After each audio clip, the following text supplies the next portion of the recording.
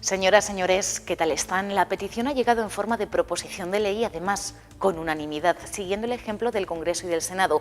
PP, PSOE y Grupo Mixto se han puesto ya a trabajar para introducir en los plenos una nueva modalidad de voto que garantice y refuerce aún más la conciliación de la vida laboral y familiar entre los procuradores. Enseguida les contamos quién y cómo se va a poder utilizar. Antes, como siempre, titulares.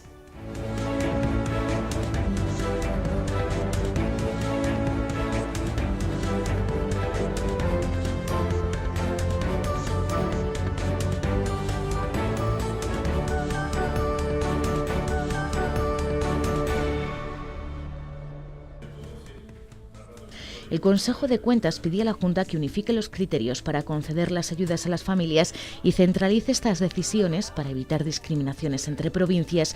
La recomendación ha llegado a esta comisión extraordinaria donde Jesús Encaboterri ha presentado el informe de fiscalización de las subvenciones incluidas en el programa de apoyo a las familias. Encaboterri también ha insistido en que los ayuntamientos no son responsables del endeudamiento de España. Hoy, ante nuestras cámaras, los profesores de enseñanza secundaria analizarán las consecuencias del proyecto de ley de autoridad del profesorado que ya está en las Cortes. Aseguran que se lo debía la Administración desde hace tiempo, pero insisten, tiene que ir acompañado de otras medidas. Vicente del Bosque, los municipios de Castilla y León, la Colegiata de San Isidoro, a esta lista de instituciones y personalidades que cuentan con la medalla de oro de las Cortes se suma ahora las Edades del Hombre. Es la más alta distinción honorífica de este Parlamento y en este caso supone todo un reconocimiento a sus 25 años de trayectoria difundiendo el arte sacro de la comunidad. No es la primera vez que lo dice. Esta semana ante comisión el presidente del Consejo de Cuentas ha vuelto a insistir en que los ayuntamientos no están detrás de la situación de endeudamiento que sufre España. Aún así, tras analizar las cuentas de 2010 y 2011 de las 9 capitales de provincia, Jesús Encaboterri ha pedido a la Consejería de Hacienda que vigile la situación financiera de estos consistorios. También ha recomendado a la Consejería de Familia que unifique todos los criterios para conceder ayudas por nacimiento de hijos o adopción. Los ayuntamientos de las 9 capitales de provincia cerraron 2011 en números rojos, 1.132 millones de euros. Supone un 11% más que en 2009 y una carga financiera de 735 euros por habitante. Valladolid, León, Burgos y Salamanca encabezan este ranking. Palencia lo cierra. Es el municipio que presenta mayor equilibrio financiero y, por tanto, el que menos dificultades tiene para pedir préstamos para inversiones. Se cae el discurso del Grupo Popular de los amantes de la reducción del déficit y de la estabilidad presupuestaria. Los datos que están en estos informes así lo quedan de manifiesto. Se les empieza a caer el mito, señores del Partido Popular, de brillantes gestores. Se da un fracaso total en las políticas de contención de gasto aplicadas a las diferentes administraciones. A pesar de los datos y de las críticas, el presidente del órgano fiscalizador lo ha dejado claro. El mundo local no es el responsable del endeudamiento de España. Una afirmación que ha apoyado en cifras. La deuda pública en estos momentos en España supone que cada español aproximadamente tenemos esa carga de 20.000 euros. Si hablamos en el ámbito de nuestra comunidad autónoma estamos hablando de 735 euros. Lo que pone claramente de manifiesto que el nivel de endeudamiento de las capitales de provincia financiero de Castilla y León es un nivel relativamente razonable, porque ni siquiera representa el 4% del conjunto de la deuda total de la Administración Pública Local en el ejercicio 2011. No es preocupante, dicen, pero hay que amortizarla. Y eso, según el Partido Popular, pone de manifiesto la necesidad de reformar la financiación local. Mientras, el Consejo de Cuentas recomienda a la Consejería de Hacienda que vigile la situación financiera de los ayuntamientos. A los efectos de prever la capacidad real de los ayuntamientos para hacer frente a las obligaciones contraídas. En gran parte la deuda procede de inversiones, sobre todo en 2010, y en menor medida de hacer frente al pago de proveedores. Mensaje a la Consejería de Hacienda y mensaje a la de Familia para que unifique los criterios de valoración a la hora de conceder ayudas. En el segundo informe presentado ante esta comisión, la institución que dirige Jesús Encaboterri ha detectado que en 2010 las rentas de los solicitantes no pesaron igual en todas las provincias. Ha podido dar lugar a que se produjesen desde el punto de vista de los adjudicatarios algún perjudicado a la hora de su valoración. El Consejo de Cuentas también ha recomendado que la Ley de Subvenciones introduzca mecanismos para comprobar si se alcanzan los progresos fijados. Las Cortes no son ajenas a todas estas medidas de conciliación, de hecho ya existen, pero en un intento de ir más allá, los grupos parlamentarios han iniciado todos los trámites para que, al igual que en el Congreso o en el Senado, aquí también se pueda votar desde casa. Eso sí, habrá límites, no lo podrá hacer cualquiera ni de cualquier forma. El voto telemático ya se planteó en 2005, pero la iniciativa no prosperó. Internet ha sido durante los últimos meses su enlace directo con las Cortes. La razón, ella, la pequeña Ana. No podía ir físicamente porque esta pequeñaja pues, se ubicó encima del nervio ciático y no podía casi salir de casa. Entonces, bueno, a través de Internet pues, me ha mantenido, al menos en las sesiones parlamentarias de pleno, en contacto, ¿no? Pero solo ha podido hacer eso, seguirlo por la red como una espectadora pasiva, pero sin posibilidad de voto, algo que los grupos parlamentarios están dispuestos a cambiar. Siguiendo el ejemplo del Congreso y del Senado, han empezado ya a trabajar para que aquí también se pueda votar desde casa. Es una medida de conciliación laboral y familiar imprescindible. Lo dice por experiencia, tuvo a sus 2 hijos en la anterior legislatura y reconoce que hubiese sido positivo contar con esta posibilidad. Y eso que el reparto de escaños, 53 del PP y 31 de la oposición, no es decisivo en una votación final. El voto, independientemente de que decida una votación o no, es la expresión de la representación de la soberanía de los castellanos y leoneses. Por tanto, yo creo que es muy importante.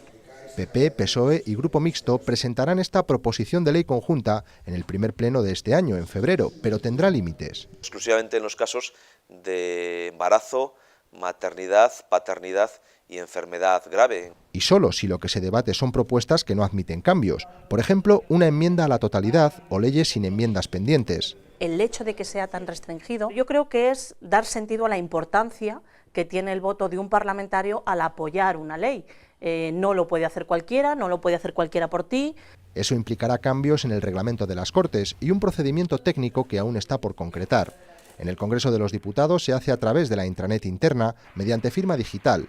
En el Senado también. Que previamente, como parlamentario, avisar a los servicios de la Cámara, al letrado mayor, de que tienen la intención de solicitar el voto, de que ya solicitas el voto telemático para votar determinadas iniciativas que se van a debatir en el pleno que vas a celebrar. Esto hay que hacerlo con tiempo suficiente. Castilla y León se suma a una iniciativa ya implantada en los parlamentos de Galicia, Cantabria, Canarias o Andalucía. Un paso más para que los procuradores y procuradoras puedan compaginar su vida laboral con la familiar. Los 37.000 profesores de Castilla y León están cada vez más cerca de ser declarados autoridad pública. El proyecto de ley, que así lo recoge, comenzará en breve su tramitación parlamentaria con más de una crítica, tanto de los grupos de la oposición como de los padres. Pero los profesores lo aprueban y ahora veremos por qué. Cristina Fernández, secretaria de Organización de ASPES, la Asociación de Profesores de Enseñanza Secundaria de Castilla y León. Buenas tardes y bienvenida a nuestras Cortes. Buenas tardes y muchísimas gracias por vuestra invitación. Si me permite, retomamos la pregunta. ¿Por qué? ¿Qué valora de esta ley, de este proyecto de ley? Bueno, vamos a ver, nosotros hemos detectado desde hace ya muchos años cómo la situación de convivencia, digamos, en las aulas cada vez va siendo más difícil, cada vez hay más problemas de indisciplina, cada vez hay más problemas, incluso a veces incluso más serios, de agresiones verbales, pocas, pero alguna ha habido de agresión física. Entonces valoramos esta ley de una manera muy positiva porque en muchas encuestas que hemos ido realizando a lo largo de los años es algo que nos pedía el profesorado de Castilla y León, el profesorado en general de España.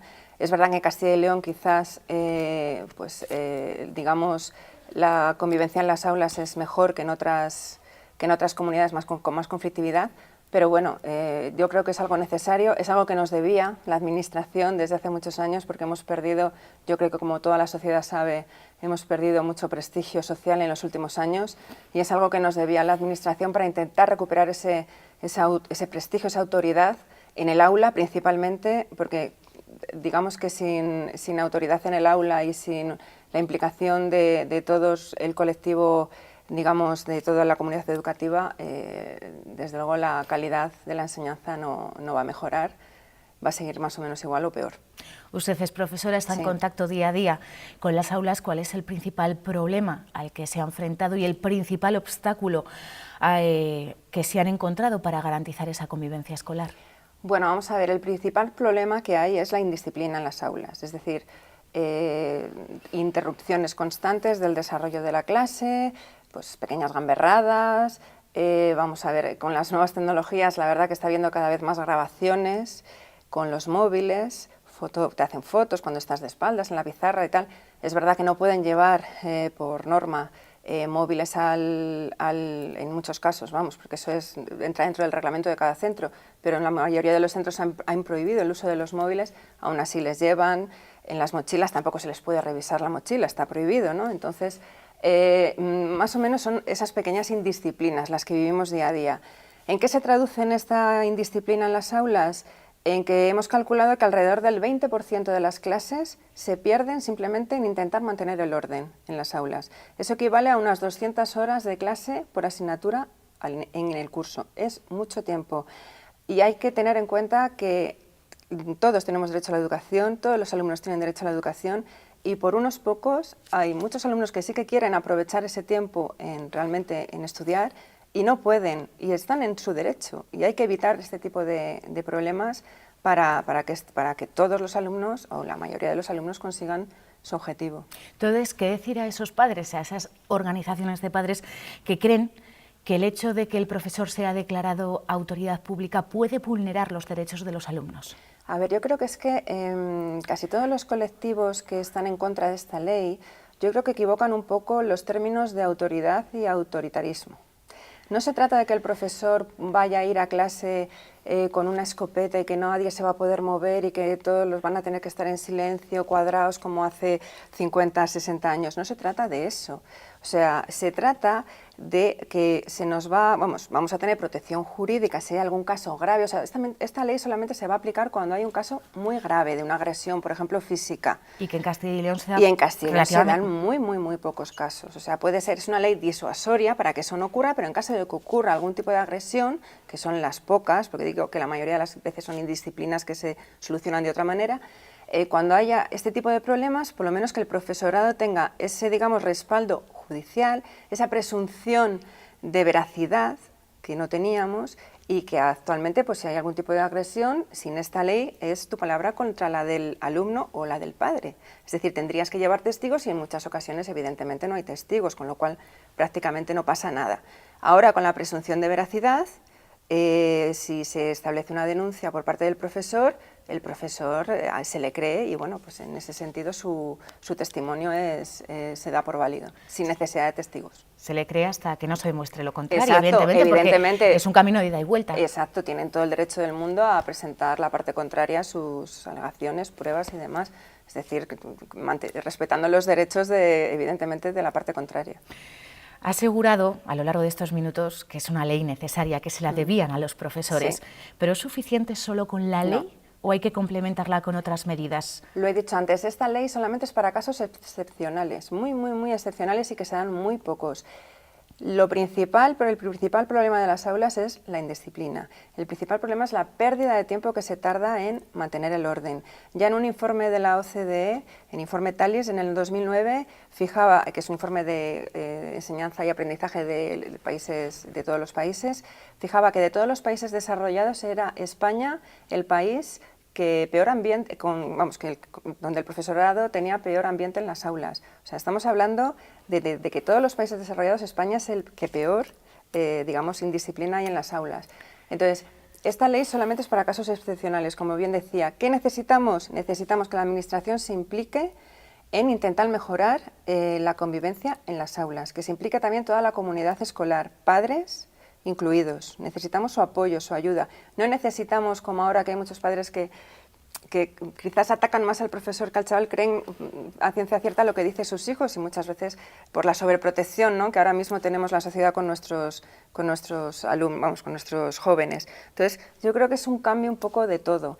La Administración debería arbitrar medidas para evitar este tipo de incidentes y debería de arbitrar, medidas o actuaciones concretas que podamos emplear los profesores para endurecer un poquito esas sanciones digamos, no estoy hablando de términos jurídicos ni de denuncias, sanciones que se pueden hacer en las aulas, endurecerlas, poder hacer un poquito más de lo que se hace ahora para intentar frenar toda esta indisciplina y mejorar la calidad de la enseñanza. Reforzar entonces las medidas que, por ejemplo, se recogen en el plan de convivencia, que está en marcha desde hace varios años, 2004, sí, creo recordar.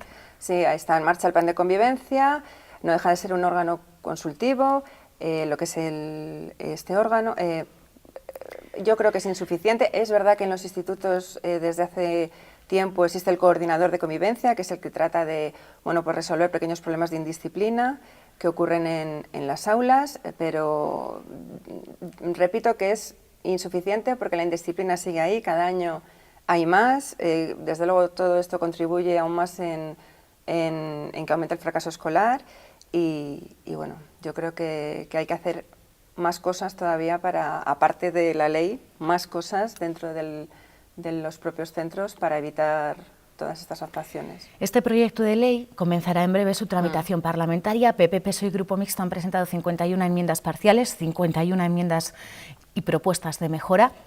¿Qué les gustaría que se incluyeran en él a lo largo de este trámite parlamentario? ¿En las propuestas de mejora? Propuestas de mejora que ustedes plantearían a este proyecto de ley.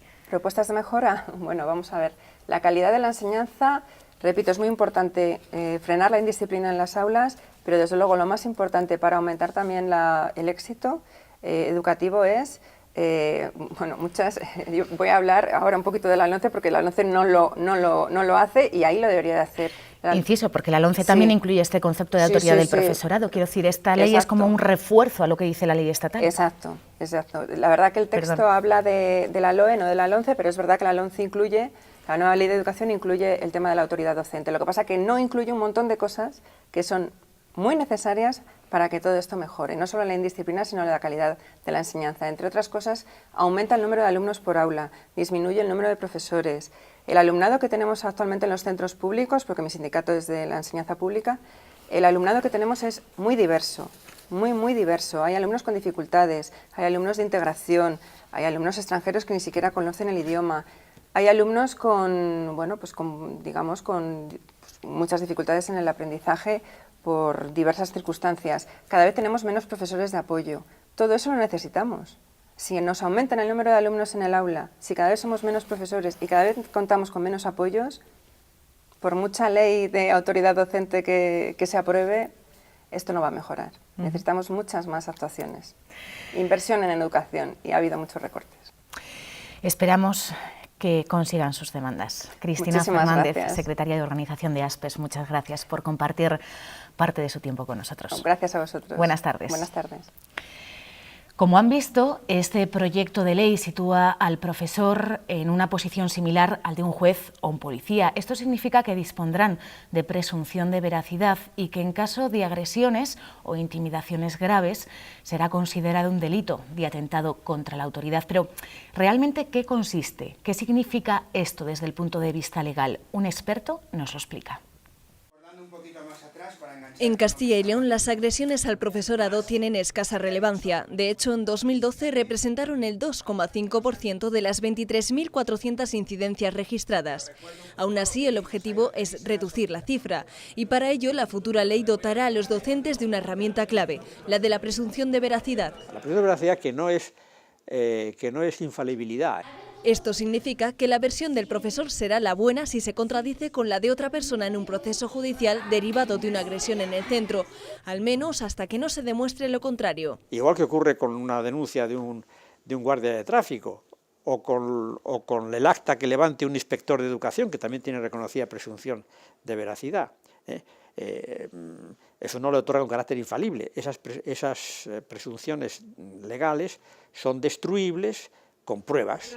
Además, al ser autoridad pública, los delitos contra un docente podrán ser perseguidos de oficio por la Fiscalía y se endurecerán las penas, hasta 4 años de cárcel según el Código Penal. Me comentaba un profesor de Derecho Penal que antes de toda esta legislación hay sentencias que ya han reconocido el carácter de autoridad pública de los profesores. Y ahora, con la LOMCE recién aprobada en Madrid, hay un respaldo clarísimo por parte de la legislación básica del Estado que yo creo que realmente es la competente para establecer una medida de esta trascendencia que afecta a los medios de prueba, en definitiva, y que también puede tener alguna implicación en el ámbito penal.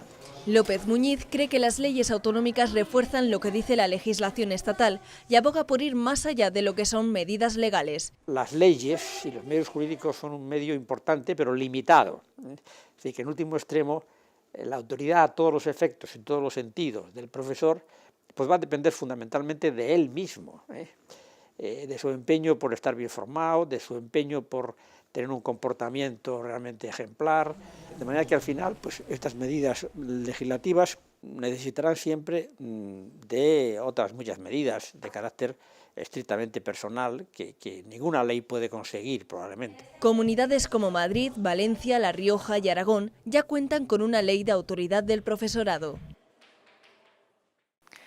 Los socialistas vuelven a la carga en su defensa por la sanidad pública con una nueva batería de iniciativas parlamentarias para intentar que el Gobierno central dé marcha atrás en el copago farmacéutico. Acusan a la Junta de no hacer caso a las propuestas de la oposición para luego apoyar mociones similares planteadas por María Dolores de Cospedal y exigen a la Consejería que asuma con fondos propios los 200.000 euros que cuesta el copago farmacéutico hospitalario. Ahora este Gobierno de Castilla y León, que desde luego aplica exactamente el manual de Génova a rajatabla, pero es muy bueno haciendo teatro y por lo tanto está decantándose como el último reducto progresista en el Partido Popular y están adquiriendo notoriedad de campeones de la rebelión casi a nivel nacional y desde luego esto no es así. También les preocupa y mucho la pérdida de conexiones directas entre Castilla y León y Francia. Los socialistas recuerdan que primero se eliminaron los vuelos. Ahora, con el nuevo AVE a París por Cataluña, los trenes. Por eso han presentado una proposición no de ley para que la Junta exija a Renfe que recupere el conocido Francisco de Goya, un servicio que llevaba funcionando 44 años, unía Madrid con la capital gala en 15 horas y hacía paradas en Burgos y Valladolid. Además, el PSOE ha solicitado al Ejecutivo Regional que se implique para dar una solución a los 300 trabajadores de la empresa Metales Extruidos. Actualmente está en concurso de acreedores y con una oferta de un fondo inversor suizo sobre la mesa. Reivindicaciones muy diferentes a las que han lanzado los alumnos del Instituto Virgen de la Calle de Palencia durante su visita a las Cortes. Sentados en estos escaños, han pedido a nuestros políticos más información y transparencia para saber realmente en qué consiste la reforma local aprobada por el Gobierno central. Muchos viven en municipios pequeños y temen que desaparezcan servicios.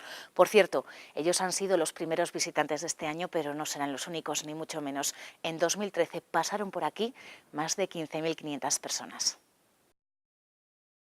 Para ellos no ha sido una excursión más. En su currículum, esta visita cuenta.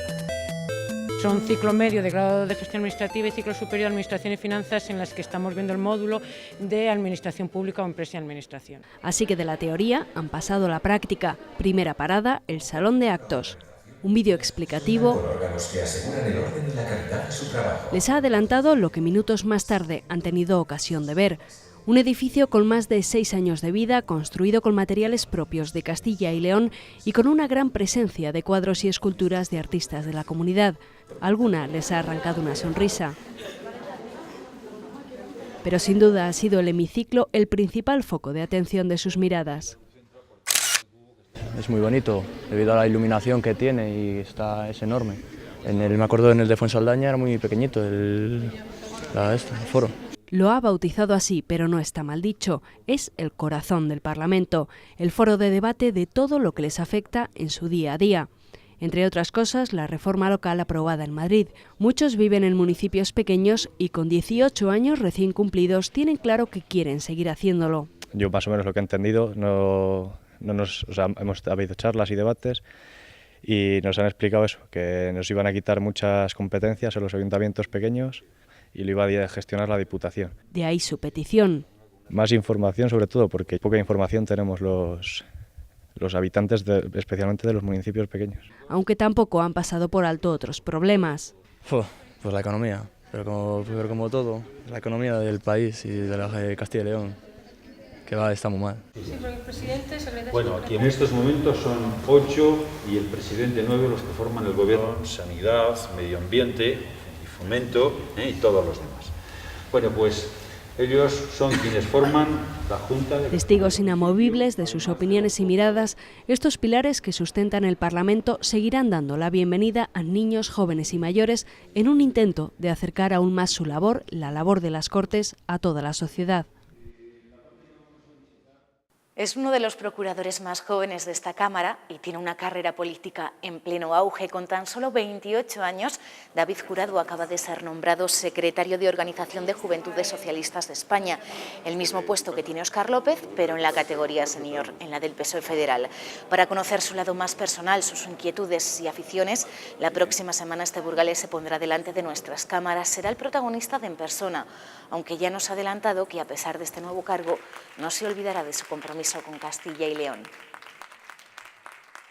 Para el tema de compatibilizar todos los cargos, pues con mucho esfuerzo, ¿no? Tocará desdoblarse, tocará hacer mucho viaje, como venía haciendo ya por Castilla y León, además, que es una tierra muy grande, pues ahora mucho más, ¿no?